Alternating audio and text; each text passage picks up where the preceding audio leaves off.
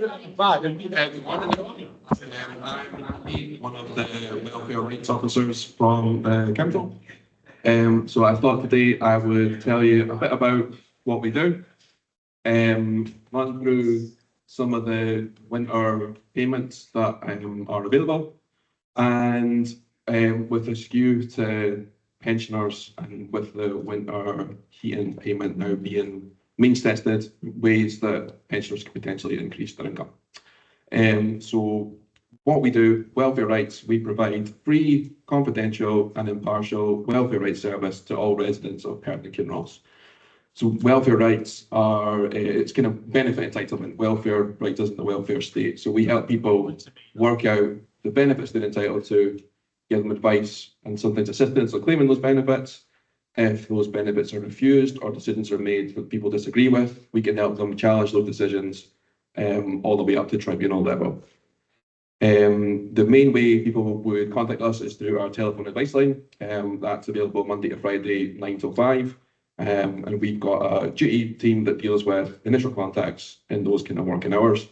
We've got our web pages, which have 24/7 access to quite a lot of welfare rights information. And we've also got our Facebook page where we post relevant kind of news stories or topical news stories and information. And when we're out and about as well, we let people know through Facebook mainly. So moving on to those winter benefits. So the first one is the winter fuel payment, which is kind of in the news because the qualifying criteria has recently been changed. So this is for pensioners if you were born before the 23rd of September 1958, and if you or your partner get certain benefits, you could either get £200 or £300 to help pay your heating bills for winter 2024 to 2025. Although there's no stipulation you have to use that money for heating. The qualifying benefits for the winter fuel payment are pension credit, universal credit, income-related employment support allowance, income-based job seekers allowance, income support, child tax credits, and working tax credit. So if you're a pensioner and you are getting, or you or your partner are getting one of those benefits, you should be entitled to the winter fuel payment, as long as you were getting it during the qualifying week, which is the 16th to the 22nd of September this year. So pension credit is probably the only one of those benefits that could be applied for now and backdated to cover that period. And pension credit, if you're entitled, can be backdated for up to 3 months. So if you were to apply for pension credit now, it could be backdated to cover that period, which would give you entitlement to the winter fuel payment. So the amount you get, if you live alone, it's £200 if you were born between 23rd September 1944 and 22nd September 1958. And it's £300 if you were born before the 23rd September 1944. If you have a partner, it's one payment between the two of you, and it's the same amount depending on your dates of birth. So most people will get the winter fuel payment automatically if they're eligible, and if you're eligible, you'll get a letter in October or November saying how much you'll get, and most people are paid in November or December. The winter heating payment, so this is one in Scotland. So some people in Scotland will get a one-off payment during winter called the winter heating payment. It's paid from December, and this year it's £58.75. To get the winter heating payment, you need to be getting certain benefits, and within those benefits meet certain other qualifying criteria, and be getting that benefit during the qualifying week, which this year is between the 4th of November and the 10th of November. The qualifying benefits and the criteria within those benefits. So the first one's universal credit. So if you're on universal credit and you're employed or self-employed and you get a child or a young person disability element, you'll get the winter heating payment. Or if you're not employed or self-employed and you've either got limited capability for work, so that means if you're not fit for work, or limited capability of work-related activity, if you've got a child or a young person disability element, or a child under 5, you should get the winter heating payment. Pension credit is another qualifying benefit. There's no additional qualifying criteria there. If you get pension credit, you'll get the winter heating payment. Income support and income-based job seekers allowance. If you are getting either of those and you've got a child under 5, or Within that benefit, you get a disability premium, a severe disability premium, a pensioner premium, a child disability premium, or the disability element of tax credits. You'll get that winter heating payment. Income-related employment support allowance.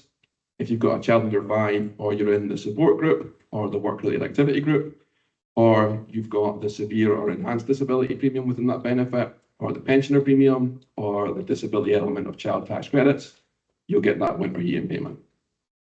And the last one that qualifies is support for mortgage interest payments. Not many people get this as far as I'm aware, but the criteria is very similar. A child under 5, a disability premium, pensioner premium, child disability premium, or the child disability element of tax credits, you'll get that winter heating payment. The warm home discount, so this is a one-off £150 discount off your electricity bill. And if you're eligible, your electricity supplier will apply that discount to your bill. The money's not paid to you, it's paid to them, or it comes off your bill, I should say.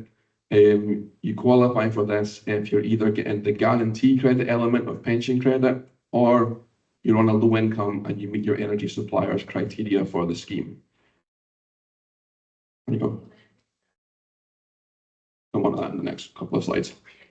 So you don't need to apply if you're getting the guarantee element of pension credit. You'll automatically get a letter telling you about the discount if you're eligible. Otherwise, you'll need to apply directly to your energy supplier. And your energy supplier might have extra eligibility criteria, and they'll also be able to tell you what benefits mean that you're eligible. So in terms of applying for it, you would need to contact your electricity supplier to check you're eligible and to make the application. The number of discounts they can give is limited, so you need to apply as early as possible. And worth checking with them, even if you got the discount last year, worth checking that you're still going to get it this year. And if you're eligible, they'll apply the discount to your bill by the 31st of March next year, but you need to stay with them until that discount's applied. The child winter heating payment, so this is a payment from Social Security Scotland to help disabled children and young people and their families with increased heating costs over the winter. It's a one-off payment, and the payment for this year is £251.50.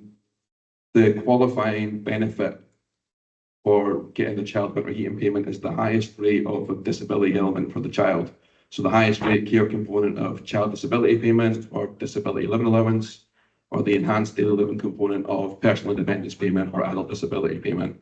If a child's getting that, then the parents will get the child winter heating payment, as long as they were getting it on at least one day in the third full week of September, so between the 16th and 22nd of September. It's usually automatic, and it's usually just paid into the same bank account as their qualifying benefit. So you might have noticed that some of those payments and discounts were means tested, and for pensioners, that's generally pension credit. And it's a bit of a button issue, because I think, as the councillor says, there's a number of pensioners, not just in Berwick and Ross, but throughout the UK, that don't claim their entitlements to pension credit. And pension credit is extra money to help with your living costs if you're over state pension age and you're on a low income.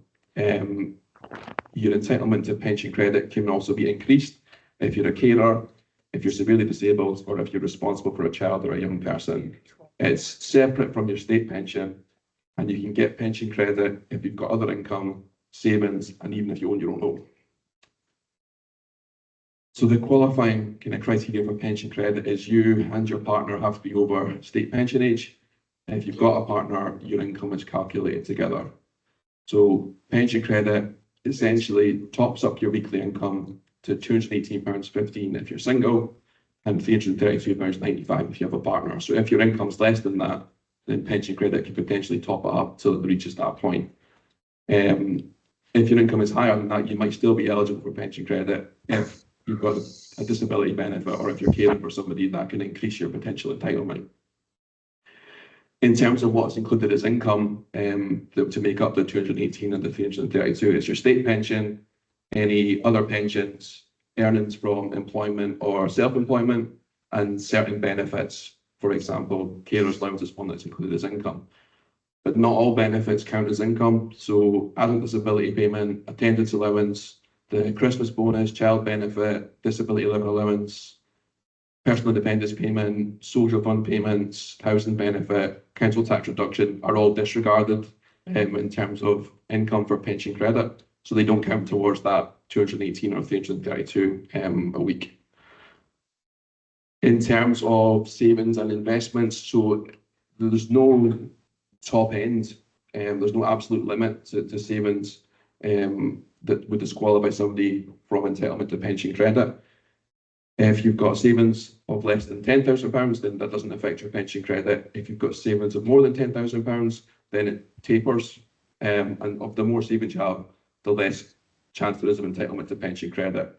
But there's no kind of absolute upper limit. And if you get pension credit, any entitlement doesn't have to be a lot.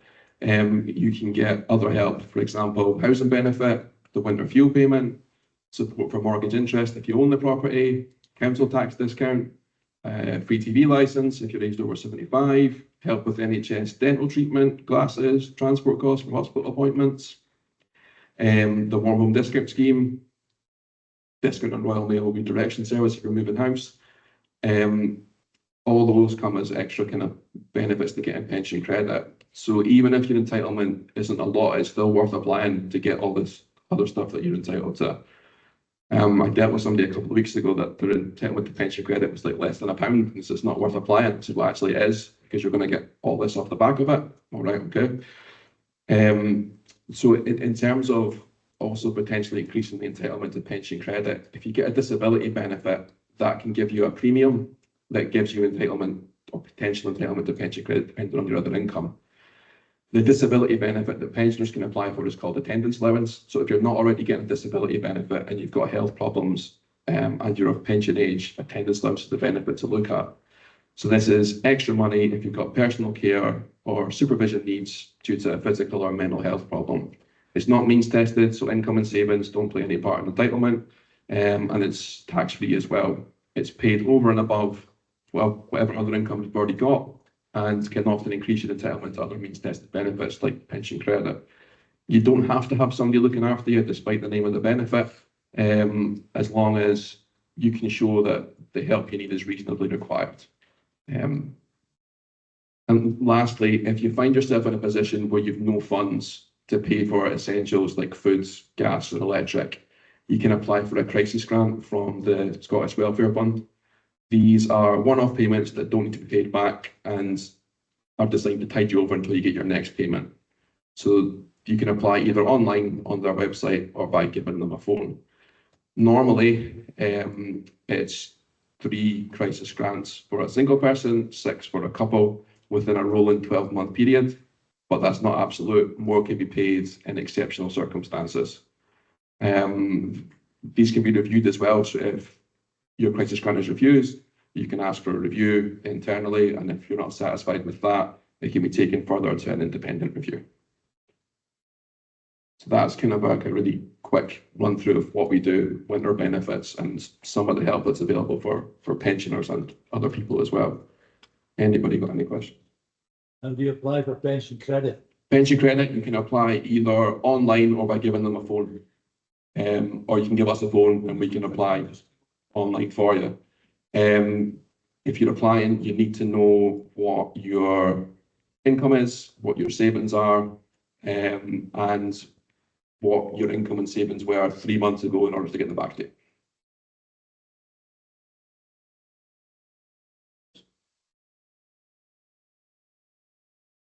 I can send it on and get it sent out. Yeah.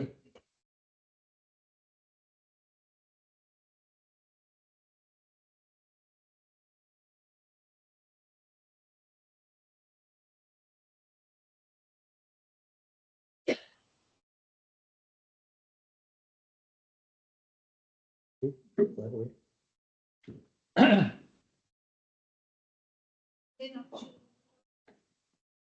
Andy, if you're going to send on further details, will you send it to Scott and we can maybe circulate it? Or that'd be helpful. Okay, Jason Sanders next. Thank you very much. Hello, everyone.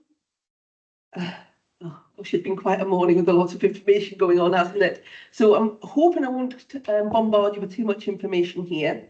But obviously what I'm here to talk about today is scams awareness. Firstly, perhaps to introduce myself, my name is Janet Ray. I'm a Trading Standards Officer with Perth and Kinross Council. And as a Trading Standards Officer, it's my duty to enforce various pieces of legislation. That legislation is there to protect you as consumers and also there to protect legitimate trade and business. And some of the wide variety of these things, including everything from things like weights and measures. I'm still an inspector of weights and measures. That's what I call my Sunday best title. But it also includes things like the safety of goods that you buy in the shops. And obviously every trader has got to be trading fairly. But let's get to this, scams awareness. We're seeing over the recent years a vast increase in scams and people being targeted by scams on a daily basis. I think you just mentioned earlier that obviously the text scam with regards to delivery one. So I'm going to go into a few examples in a moment, but first of all, what do I mean by a scam? It's obviously an attempt by any person or organisation to mislead you into giving them information or money, which is something obviously that's not true. Types of scams I'm going to go through in a minute, but they are delivered by many different means. So we're talking mail, phone, social media, text messages. It's any means of communication which comes into your home or into your arena. So talk generally here about what this is costing this country. So we're thinking it's roughly £1.2 billion in fraud has been lost in the UK. Now that's figures coming back from 2022. I'm convinced it's probably higher, but still, even it's a staggering amount of money. If you consider that's what, £2,500 a minute. There's also the impact of anybody who's targeted by fraudsters or is actually defrauded of money. It can also cause anxiety, ill health, a loss of independence, because again, they're being a victim of a crime here. And we think 73% of all adults have been targeted by scams. I'm just wondering if I could do a little hands up here. Who here thinks they've ever had a scam phone call or a scam text message? Or that's everybody in this room, isn't it? Absolutely everybody in this room. So what are the ones that we are seeing? So I'm going to start with postal scams. This used to be the main one that we used to see probably about 10 years ago, especially the fake lotteries.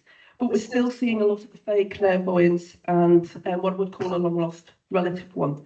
Fake clairvoyant, picture of a nice trustworthy person up in the top corner, writing made to look like handwriting, the person's name being used over and over again in the message.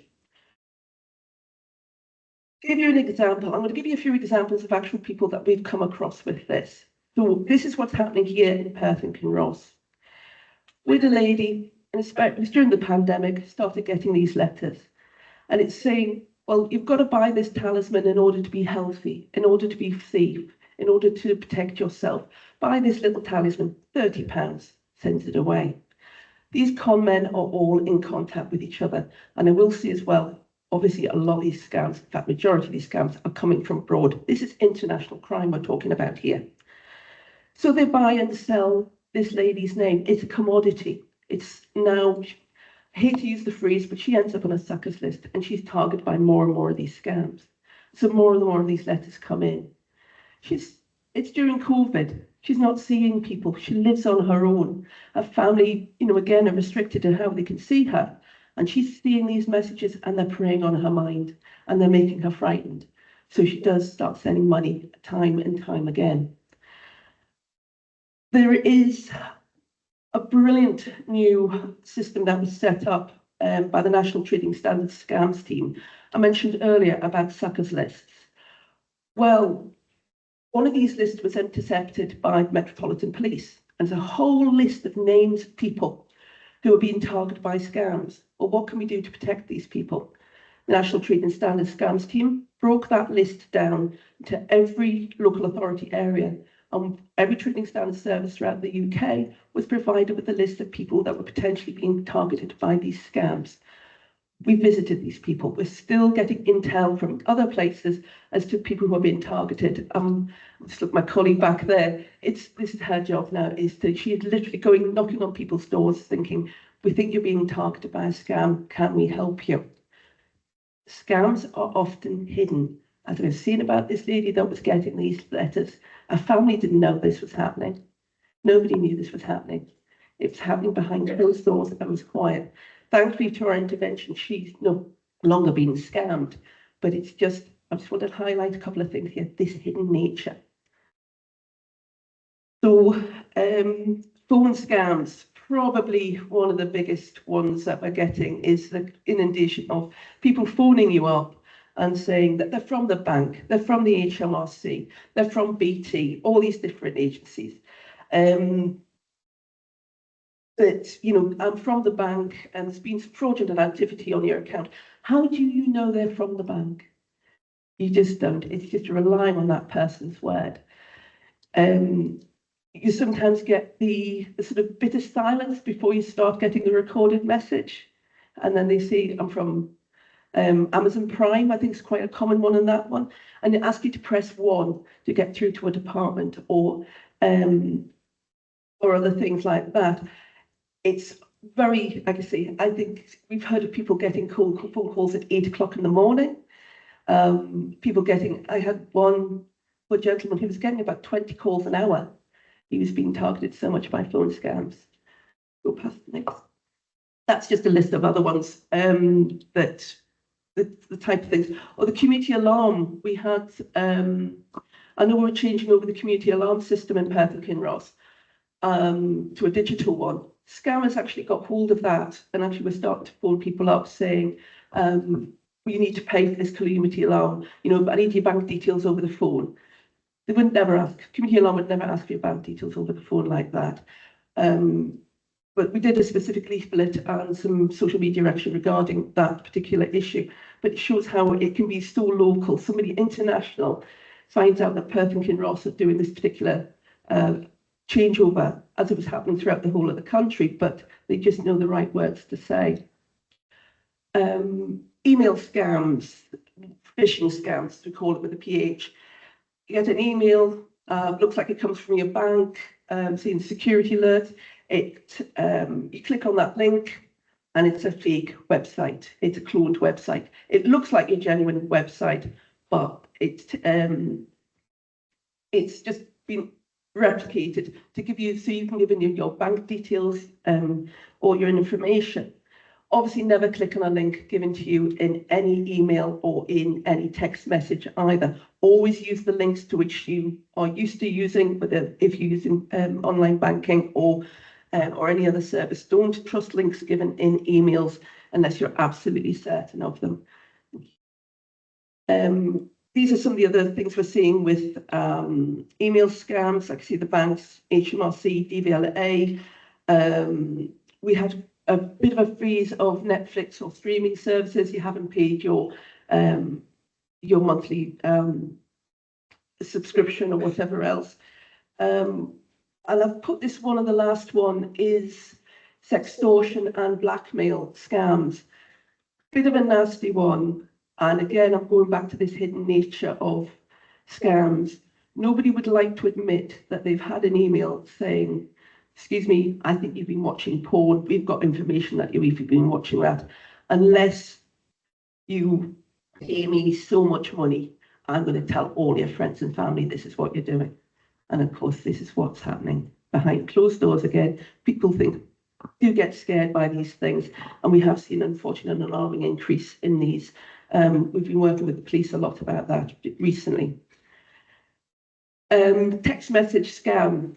Your package has been delivered. We are waiting for shipping. We need $2.99 from you to continue with the delivery of your package. Again, a link given in the text message to a fake site. And I think what's going on about this, it's not just you giving your bank details over to a stranger. It's also about small amounts of money. Sometimes that's all they will take from you is the $2.99. Now, it is fake. There is no parcel being ready to delivered. But we're always waiting for that parcel, aren't we? There's quite a lot of us obviously do online shopping now. But sometimes scams aren't about just big money, it's the little money, this drip, drip, drip. So it's £2.99, commons getting from one person, you'd be getting it from thousands of people as well. So it's just to watch out for those as well. Mostly, like I see, we're looking at delivery scams. I'm going to see the biggest one on that one. One thing I'm just going to quickly mention here as a new one that we're seeing emerging is Facebook scams. Two that's come to light recently. Funeral service. Somebody saying, obviously, you remember during the pandemic, a lot of people were attending funeral services via video links.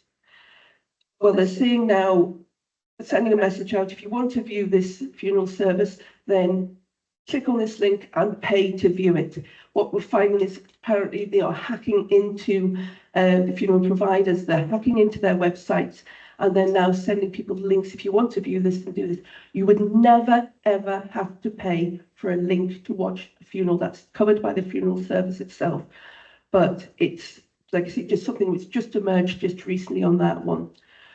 Another Facebook one recently was a lady saw somebody who was selling a kitten and looked local, all the rest of it. This lady was obviously wanting to buy a kitten, contacted the person. Yes, would you pay by PayPal before you get here? Could you click on the friends and family bit when you pay on PayPal? She turned up to the address where the person said they were selling, where they were living, so she could pick up a kitten. No such address existed. As she clicked on the friends and family bit on PayPal as payment, she wasn't covered, so she didn't get her money back. So just, again, something just to be aware of. It's something that's just happening recently. Quickly, doorstep scams. We do have no cold calling stickers. I'm hoping everybody in the housing offices have no cold stickers available. If not, please get in contact. We can get some out to you. Obviously, we used to sort of the bogus workmen seen doing gardening work, roofing work, and things like this. But probably another one to be aware of is what we call the Nottingham knockers. I don't know if anybody's heard this phrase before. These are people going around the country and they say they are, as part of a rehabilitation scheme. They've just been released from prison. It's trying to get them back into work. And what they're doing is they're usually selling cleaning products, dusters, things like this at quite a high price. And they do have some sort of ID with them, but it's completely fake. It is fictitious. They are not, there's no rehabilitation service doing this. They are just merely people going around selling goods at a very high price. We do have worries about them as to whether they are casing up an area, trying to find vulnerable people. Again, something we try to be, we are sometimes aware of. But if you are concerned about anybody coming to your door, dial 101 and speak to the police about that. So, how do you protect yourself? I think somebody said right now is stop and put the phone down. Exactly it. Give yourself give yourself 5 minutes to think what is going on here. Just give yourself a time to think before parting with money or information. It's not just money. Sometimes they're asking for names, telephone numbers, national insurance numbers, even your address and things like that. They may have partial information about you, but the more information they get from you, the more sometimes they're just wanting to get your information to sell your information on. I mean, challenge it. It's absolutely okay to refuse or ignore any requests. You don't know who that person is, then just you put that phone down. I think there is a generation of us who was so used to that phone being so important, and then every time that phone rang, it had to be, it was an expensive call. It had to be taken straight away. But don't be frightened to put the phone down. I know we think it's rude. Don't be frightened to be rude if you think you don't know who that person is. If you've given out information, contact your bank immediately.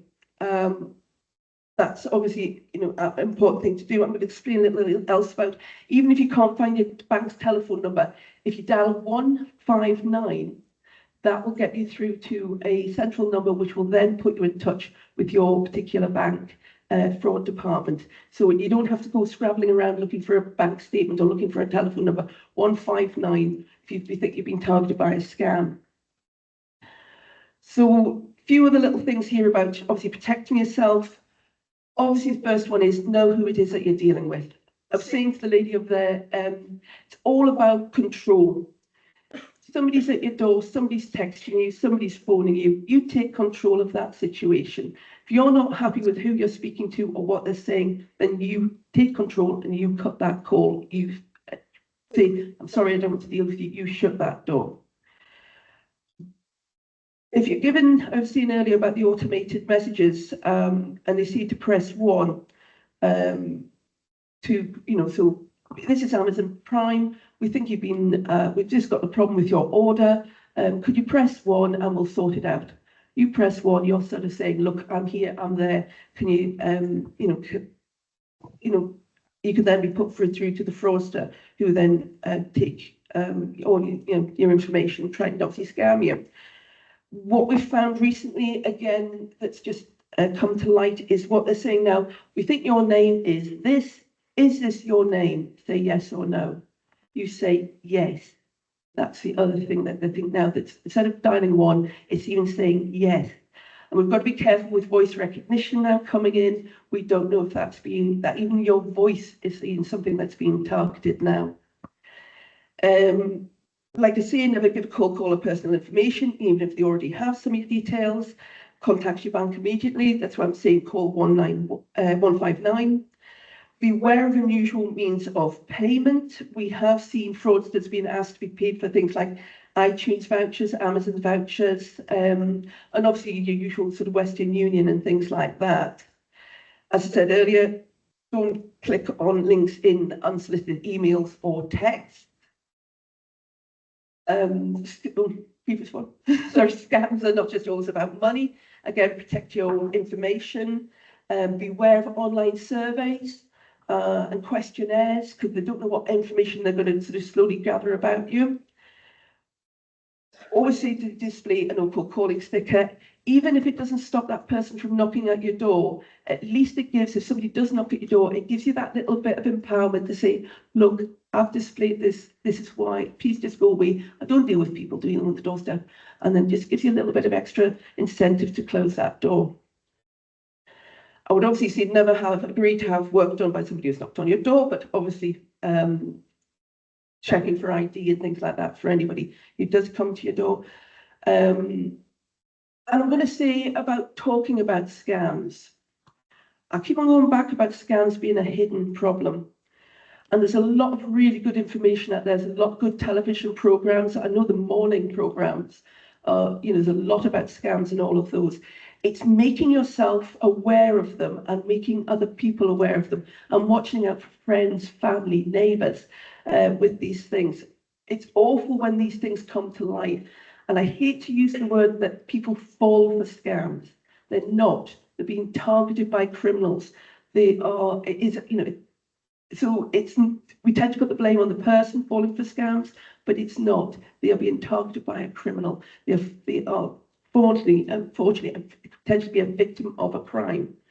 So we need to get this talked about so people don't feel shame when they're coming forward and saying, look, I think I've given money away on a scam. Briefly, try and sort of say, what are we doing?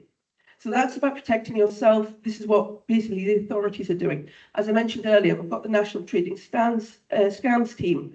We're doing intervention work with scam victims now. We're getting information obviously from what we call the hub. We're also getting information from other colleagues in housing, in social work. We're getting referrals from the police, so we can directly intervene with a scam victim and stop that cycle of being scammed. People who've been particularly targeted by telephone scams, we have call blockers we can put on people's phones to protect them from fraudsters.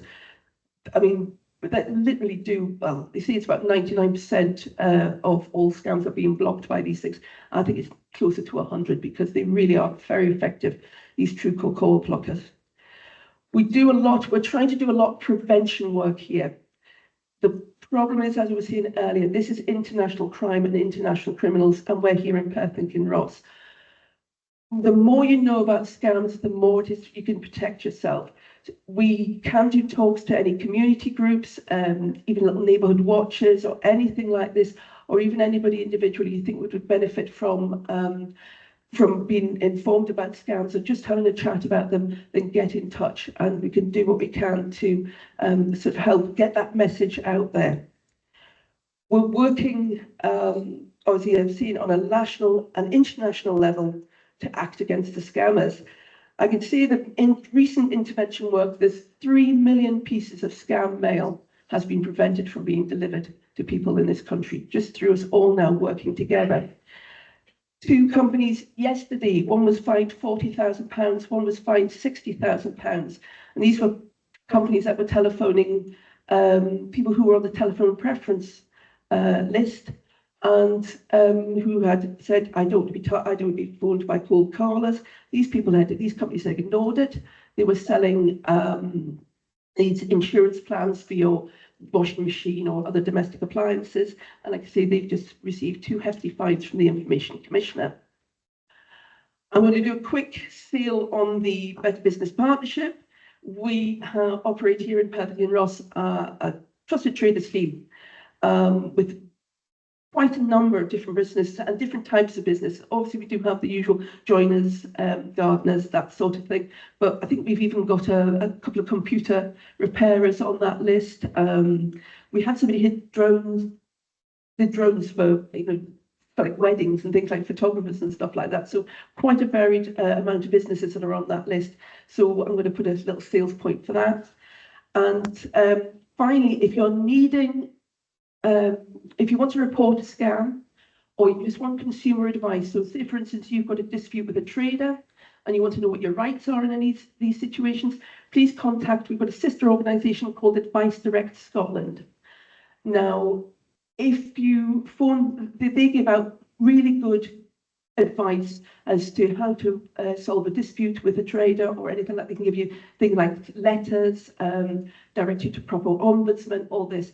But if you reside in Perth and Kinross, we will be notified of your call. So if you're reporting a scam, we will get that call, we will find out about it. Hence the reason when I say I'd like you to report scams that way, so we see what's going on out there. So also we have, there is the Trading Standards Scotland do regular bulletins. If you have signed up to the neighbourhood watch alerts, they again get the latest scam information from Trading Standards Scotland as well. They do regular bulletins of what's changing out there. Just having a quick look for my colleague has been really good just to remind me of a couple more scams that have the hit parade right now. We've had a number of people receiving text messages saying that you've parked in a council car park and we're now threatening court action. We will never email you or send you a text message on that one. We've apparently had a lot of people saying if you don't pay your parking charges, we're going to do court action. The council would never contact you in that way. They would contact you by letter. And the other one that we've seen recently is the text, Mum, Dad, I've lost my phone, I need money. And of course, it's not come from that person, any son or daughter. So just be careful of those as well. Right, I think I've probably talked enough. Thank you, Melanie, give me my thumbs up. Does anybody have any questions? I think everybody's had enough for now. Is that right? Okay, thank you.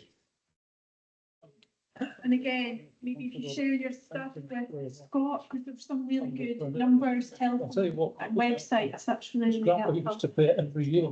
It's only for 6 years. Quite a live issue in terms of scams. Can you go back to the presentation? I'm sorry, that was quite a lot in terms of presentations today, but hopefully you've got some information that you found really, yes, the last One slide. thing about Good. this not working. Don't get cool. Don't get cool. Let's just sum it up.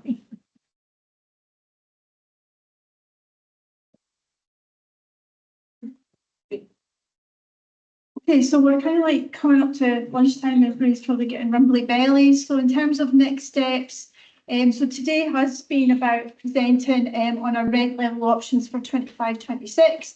And we've had quite a lot of overview on the challenges as a service, but also as some tenants in the room are currently facing, and we'll follow up with some of those points and queries. And I noticed that some of the housing staff have caught up with you during the break, and we'll follow those through. And I think what we're trying, Stephen, when he was going through the presentation, was we've tried to keep affordability at the heart of everything we've done. We realise the impact in terms of the cost of living and whatnot, but appreciate the impact that what we're asking is there is an increase, and some people feel that that's not been justified in the level of services that we're delivering. So next, you'll receive a rents increase voting survey, and that will come through the door, I think, about from the 5th of November.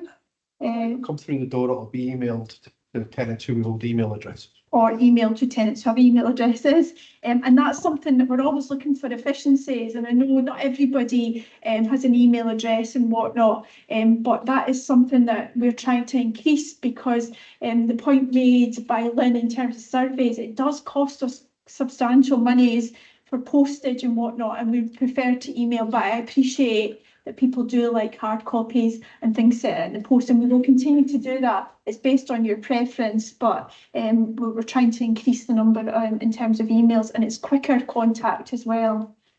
We're going to put in place a range of measures to make sure as many tenants as possible complete that survey. So last year we just got under about 4,000 surveys completed by our tenants on what the option that they wanted. So it's not just everybody in the room. There's people who are tenants who don't want to come along to events like today, but still want to have their say. So Nikki's put in a range of measures with some of the team members to make sure we contact many staff as possible. So it's not a scam if you get a phone call. Please do put the phone down and contact us if you think we're not. But that's something that we always encourage our tenants when we're going to phone them. Or in our sheltered housing, we've got our communal lounges where we'll be having toast and tea and meeting with tenants to complete surveys there as well. So once the survey goes out, we'll collate the feedback just before Christmas. It ends, and once we come back from Christmas, we'll collate all the feedback and work out what our tenants are saying in terms of the preferred option. And we'll also meet with our elected members. So Councillor McEwen and myself continue to meet with members to let them see some of the feedback as well. And then I present a report to the committee that Councillor McEwen mentioned earlier on, and that goes on the 1st of January to highlight exactly similar to what we've just discussed through Stephen's presentation, and highlighting which option we would be recommending that members approved. Following that approval, the increase will then be implemented from April 2025. So that is kind of like a whistle-stop tour of today, and I know today's been very hot and topical, and it's really encouraged because we normally have our tenants conference, and it's good that you've had the courage to come along today and be vocal. And I noticed some of the feedback on the online was they felt it was a bit stressy at times. I don't think it was stressy. I think it's if people are quite passionate and whatnot, and I didn't feel it was stressy. So I want to apologise if anybody in the room felt a bit uncomfortable at times. I think it's really important that tenants can raise their voice and have their views put across and come along to these events. That's the whole point of these events. I think, again, another lesson for us is we need to have more events, interactive presentations, and us talking to you. For me, I don't think it's the best way to interact with our tenants, and it's something we need to work with our tenant participation team and our housing staff to do a little bit better. So that is just my thoughts. If you've got any other thoughts on how we can do these events a bit better, I would really appreciate some of the feedback on that as well. So just to sum up, thank you very much for coming along today, for giving up your time and being quite open and honest with us. So I really, really appreciate that. And please be assured your feedback is really, really important, and it does influence how we deliver services, and it does highlight how Councillor McEwen said he compares us to other services within Scotland, and we are sector leading. And I'm not just saying that because I'm the head of the service. We've got areas of services, I've got other local authorities coming to us to ask us how we deliver services, and appreciate there's people thinking, well, that's not my experience. But just to give you some reassurance, we are good in some areas. And somebody said to me at the break, your hands are tied sometimes as well, and some tenants need to appreciate that. So I appreciate that feedback as well. I find that quite encouraging. So enjoy the rest of your day, have a safe journey home, and hope you all complete the survey when you receive it. So thank you so No much. comment.